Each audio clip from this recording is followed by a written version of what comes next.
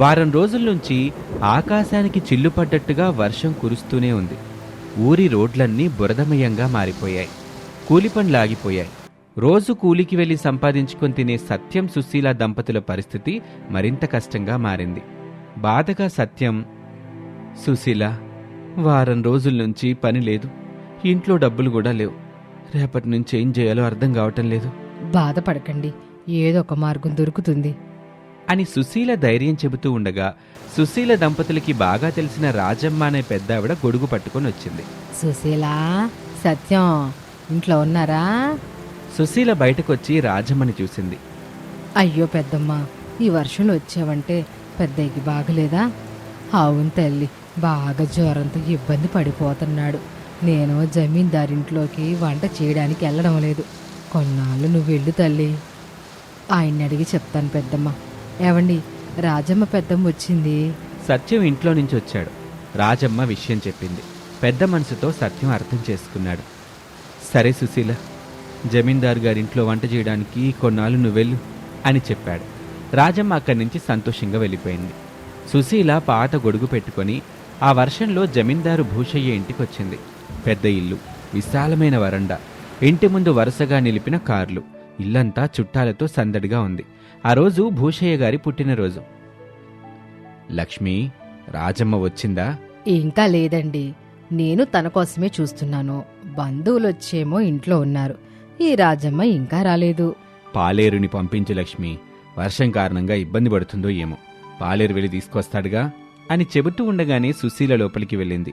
భూషయ్య భార్య లక్ష్మమ్మకు ఎదురైంది. రాజమ్మ పంపించిందా తల్లి? అవునమ్మా, పెద్దయ్యకి బాగా జ్వరం వచ్చింది, చూసుకోవడానికి ఎవరూ లేరని నన్ను వంట చేయడానికి పంపించింది.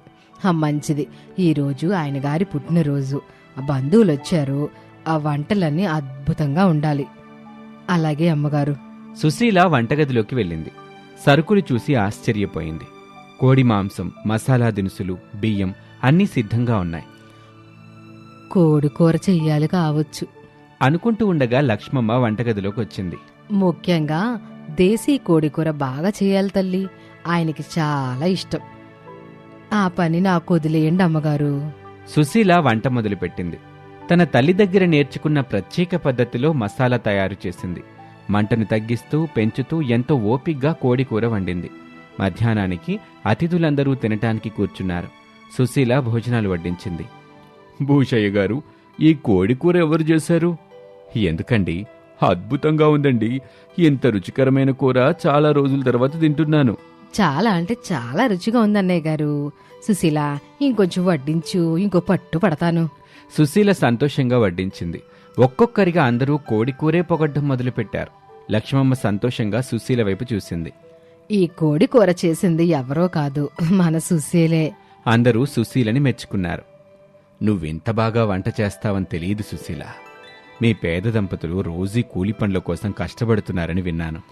ఇప్పుడు పరిస్థితులు అలాగే ఉన్నాయి కదా బాబుగారు. అయితే ఒక పంచే, ఈ వర్షాకాలంలో మా మార్కెట్ దగ్గర ఖాళీగా ఒక షెడ్ ఉంది. అక్కడ కోడికూర అమ్ము. నువ్వెలాగో అద్భుతంగా వండుతున్నావు.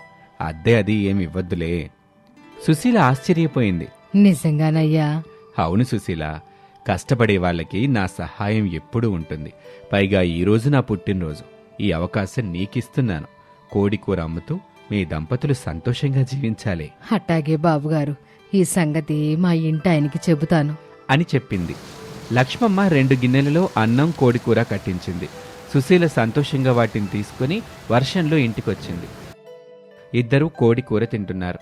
సుశీల జరిగిన విషయం చెప్పగానే సత్యం కళ్ళల్లో ఆనందం కనిపించింది. ఇది దేవుడిచ్చిన అవకాశం సుశీల. అవును మామ, మనం వదులుకోకూడదు.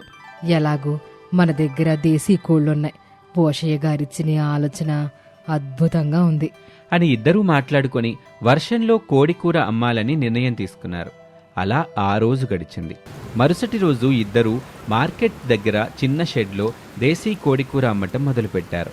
వర్షం కారణంగా చలి ఎక్కువగా ఉంది. అలాంటి సమయంలో వేడివేడి కోడికూర వాసన చుట్టుపక్కల వ్యాపించింది. ఒకరి తర్వాత ఒకరు అక్కడికి రావటం మొదలుపెట్టారు. సాయంత్రానికి కోడికూర మొత్తం అమ్ముడైపోయింది. సుశీల, మనం ఊహించిన దానికంటే బాగా జరిగింది. అవునండి, ఇంక మనం వెనక్కి చూసుకోవాల్సిన అవసరం లేదు సుశీల. అలా రోజులు గడుస్తూ ఉన్నాయి. వర్షం తగ్గినా ఆ పేద దంపతులు చేస్తున్న కోడి కూరకు డిమాండ్ మాత్రం తగ్గలేదు. ఒకరోజున పక్క ఊరి సర్పంచ్ మూర్తిగారు సత్యం ఇంటికొచ్చారు. సత్యం గారు, మీ దంపతులు చేసే కోడికూర గురించి భూషయ్య గారు చెప్పారు. వచ్చే వారం మా అమ్మాయి పెళ్ళుంది. 200 మందికి మీ పద్ధతిలో దేశీ కోడికూర కావాలి. ఆ మాట విని సత్యం, సుశీల ఒకరి ముఖం ఒకరు చూసుకున్నారు. వాళ్ళ జీవితాన్ని మార్చబోయే అవకాశం వాళ్ళ తలుపు తట్టిందని వాళ్ళకు అర్థమైంది. 200 మందికా? అవునయ్యా, పెళ్లికొచ్చే అతిథుల్లో చాలామంది పెద్ద పెద్ద ఊళ్ళ నుంచి వస్తున్నారు. భూషయ్య గారు మీ వంట మీద నమ్మకంతో ఈ ఆర్డర్ ఇచ్చారు. సుశీల కంగారుగా సత్యం వైపు చూసింది. యావండి, ఇంత పెద్ద ఆర్డర్ మనం ఎప్పుడూ చేయలేదు. భయపడబాకు సుశీల, అవకాశం వచ్చినప్పుడు వెనక్కి తగ్గకూడదు. భూషయ్య గారు ముందుగానే ఈ 20,000 రూపాయలు ఇవ్వమని చెప్పారు, తీసుకోండి డబ్బులు అని మూర్తి డబ్బులు చూపించాడు. భయపడకుండా తీసుకోండి. సత్యం ఆ డబ్బు తీసుకున్నాడు. మూర్తి అక్కడి నుంచి వెళ్ళిపోయాడు. సత్యం చేతులు వణుకుతున్నాయి.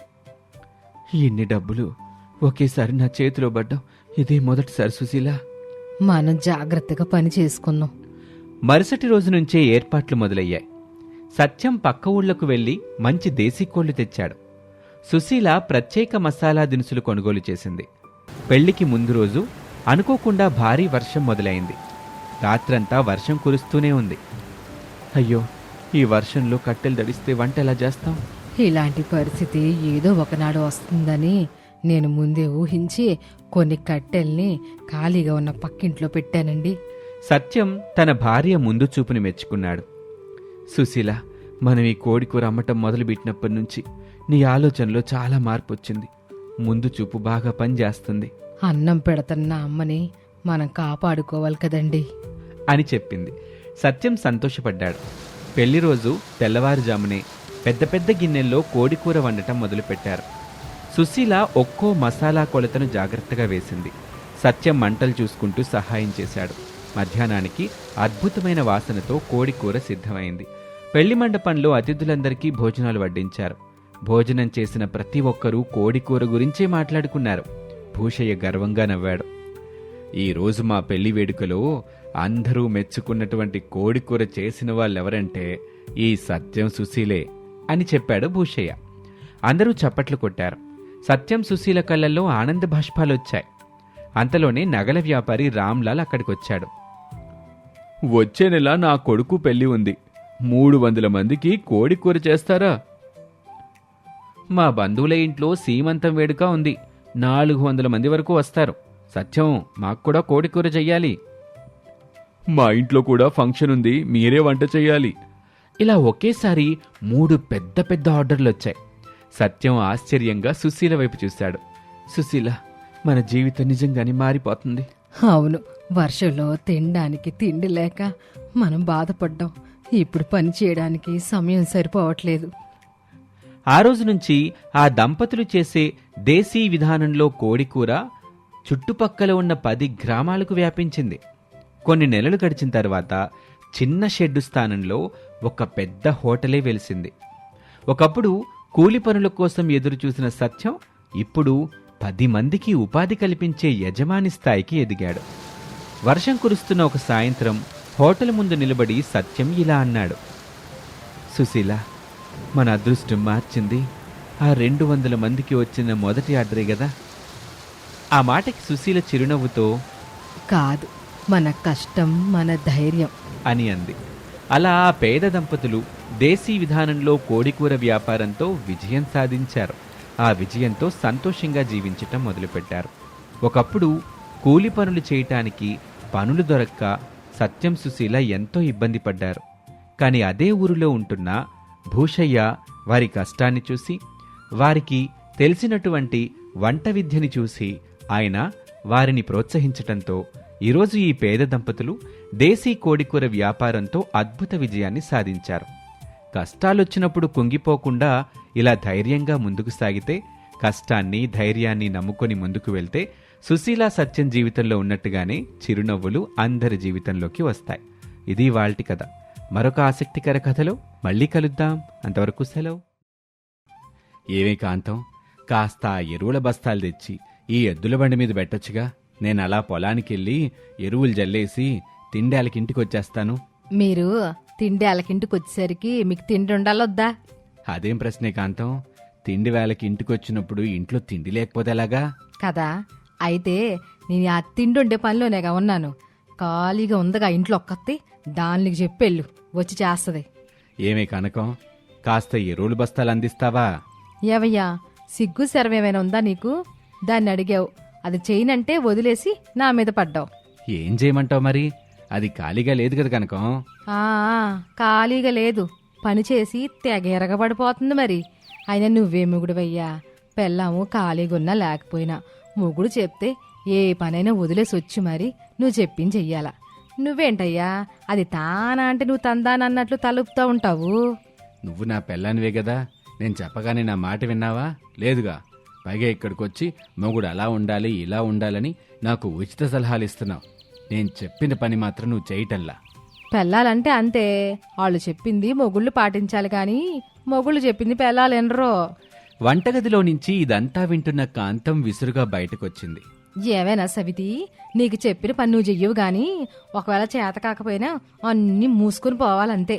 అంతేగాని నా మొగుడిని నా మీదకి ఉసుగొలుపుతావేంటే? నీవు ఒక్కడికే మొగుడు మరి, నాకు మొగుడు కాదు. వచ్చింది వగలాడి గట్టిగా మాట్లాడితే, నీకంటే ముందు నేనే ఆయనకి పెళ్ళాన్ని. పెళ్ళాం ఉందని తెలిసాక కూడా తాళి కట్టించుకొని నా సవితిలా వచ్చావింటికి, అది మర్చిపోకు. చూడవయ్యా, నిన్ను చేసుకున్న పాపానికి నేను దాంతో ఎలా మాటలు పడాల్సి వస్తుందో. మీ గొడవల సంగతి తర్వాత, ముందు నేను చెప్పిన పని చేయండి ఎవరో ఒకరు. నేనెందుకు చేస్తాను? ఉందిగా నా సవితి, తేరగా తిని కూర్చోవడం తప్ప ఏం పనుంది? చేయమని చెప్పండి. గట్టిగా మాట్లాడితే నాకంటే ముందు నువ్వే ఆయనకి పెళ్ళానివి, నేనేమో గాలికి ఎగురొచ్చిన గంపన కాబట్టి నువ్వే చెయ్యి. అలా ఇద్దరూ అక్కడి నుంచి లోపలికి వెళ్ళిపోతారు. ఇక చేసేదేమీ లేక రంగారావు ఆ ఎరువుల బస్తాలు ఎడ్ల బండిలో పెట్టుకుని అక్కడి నుంచి పొలానికి వెళ్ళిపోతాడు.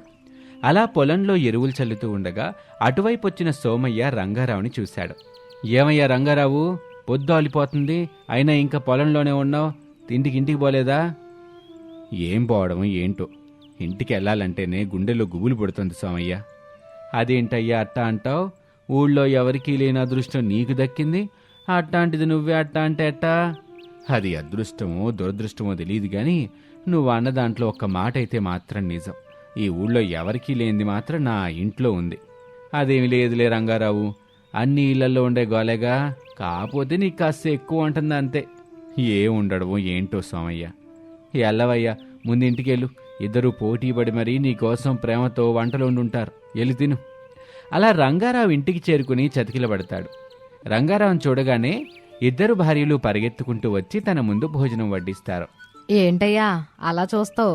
తిను, ఇప్పటికే చాలా పొద్దుపోయింది. ఏంటి అలా చూస్తున్నావు? ఇప్పుడు నీకైనా గోరుముద్దలు తినిపించాలా ఏంటి? అది కాదే, ఇన్ని కూరలు వండారు, ఎలా తినాలి ఇన్ని? అయినా రేపటి కూరగాయలు ఉంచారా, మొత్తం ఈరోజే వండేశారా? సునకానికి కనకపు సింహాసనం చేయించి కూర్చోబెడితే సింహాసనం ఏంటి ఎట్టా ఉంది, బయట పెంటకుప్ప మీద ఉండే సుఖం ఈ సింహాసనంలో లేదని వెళ్ళిపోయిందంట. అట్టగుంది నీ వరుస. మరేం బాగా చెప్పావక్క, ప్రేమతో ఇన్ని వంటలు చేసి పెడితే ఆరగించకుండా అన్నీ ఒకే రోజు వండేశారా, రేపటికి ఉన్నాయా లేదా అని ఆరాలు తీస్తున్నాడు.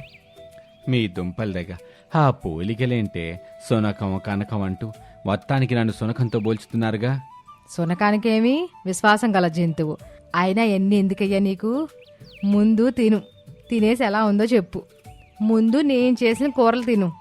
లేదు, ముందు నేను చేసిన కూరలు తిను. అయితే అతివృష్టి లేదంటే అనావృష్టి, ఏంటో నాకు ఈ కర్మ. ఇలా అనుకుంటూ ఉండగా ఇంటి ముందు నుంచి వెళ్తున్న వెంకాయమ్మ రంగారావుని చూసింది.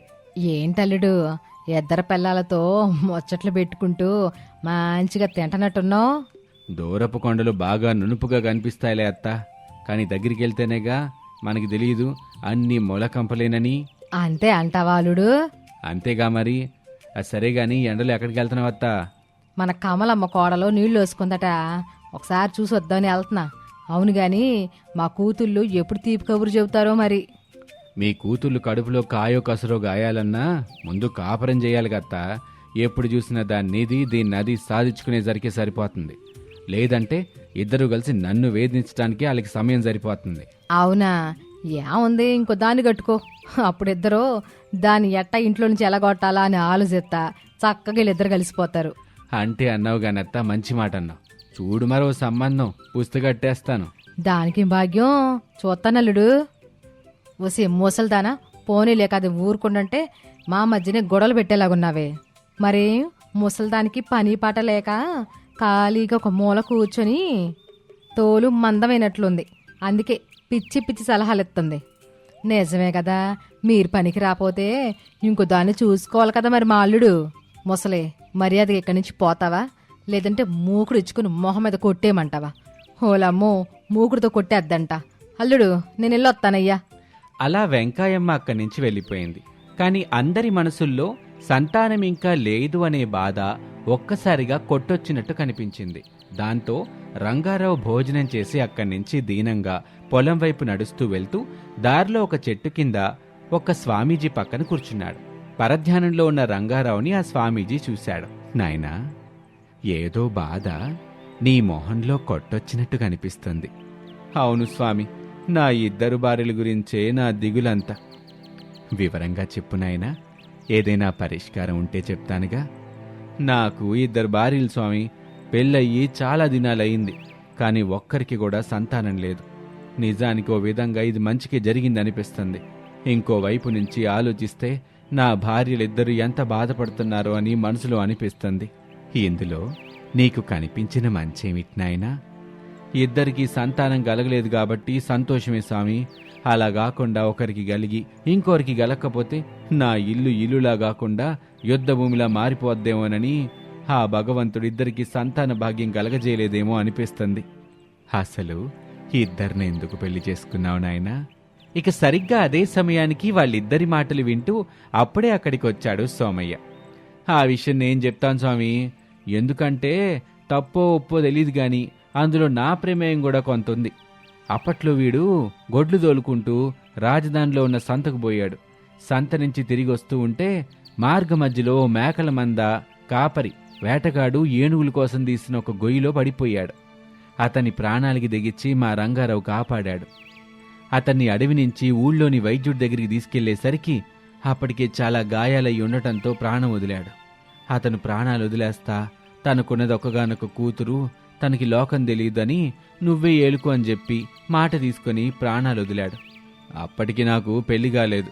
అందుకని అతని కూతుర్ని చేసుకోవడానికి నాకే అభ్యంతరాలు లేక, అంతేగాక ఆడపిల్ల ఒంటరిగా వదలటం ఇష్టం లేక దాంతో ఆమెను తీసుకుని ఊరికొచ్చాను. ఈ లోపల ఊర్లో ఓ చిత్రం జరిగింది. అదేంటంటే వీడికి నానమ్మ ఉండేది. ఆమె తనకు కూతురుండేది. ఆమె ఎప్పుడో చనిపోయిందని, తన మనవరాలు తన తండ్రి దగ్గర నానా బాధలు పడుతుందని తన్నింటికి తీసుకొచ్చి మనవడికిచ్చి పెళ్లి చేయాలనే బాధ్యత రంగారావుదే అని చెప్పి, చిన్నప్పటి నుంచి స్నేహితుడు కాబట్టి నువ్వే అతనికి పిల్లని అప్పగించు, ఇద్దరికి వివాహం చెయ్యని మాట తీసుకుని చచ్చిపోయింది. అక్కడ జరిగిన విషయాలు నాకు తెలీదు, ఇక్కడ జరిగిన విషయాలు ఆడికి తెలీదు. అలా ఎవరి మాట కొట్టేలేని పరిస్థితుల్లో నేనిద్దరి మెడల్లో తాళి కట్టాల్సి వచ్చింది స్వామి. కానీ అదే తప్పేమో, ఇద్దరి జీవితాలు నాశనం చేస్తానేమో అని నాకు సంతాన భాగ్యం లేకుండా పోయిందని అప్పుడప్పుడు అనిపిస్తుంది. నువ్వు చేసింది తప్పు కాదు నాయనా. ఎందుకంటే నువ్వు మోసం చేసి ఎవరినో పెళ్లి చేసుకోలేదు. గత్యంతరం లేక చేసుకున్నా. నీ మంచి మనసుకి మంచి జరుగుతుంది. ఇదిగో ఈ విభూది పెట్టుకో, నీ భార్యలకి కూడా ఇవ్వు, అంతా మంచే జరుగుతుంది. అలా స్వామీజీకి నమస్కరించి విభూది తీసుకుని ఎవరి దారిన వాళ్ళు వెళ్ళిపోయారు. సరిగ్గా 2 రోజుల తర్వాత ఏదో దేవుడు మహిమ చూపించినట్లు కాంతం కనకం ఇద్దరూ ఒకేసారి గర్భం దాల్చారు. ఈ వార్త ఊరంతా పాకింది. ఇక రంగారావు ఇల్లు సంతోషంతో నిండిపోయింది. కొన్నిసార్లు మనకి జరగాల్సిన న్యాయం, అందాల్సిన సాయం కాస్త ఆలస్యం కావచ్చు, కానీ అందకుండా మాత్రం పోదు. ఇది వాల్టి కథ. మరొక ఆసక్తికర కథలో మళ్ళీ కలుద్దాం. అంతవరకు సెలవు.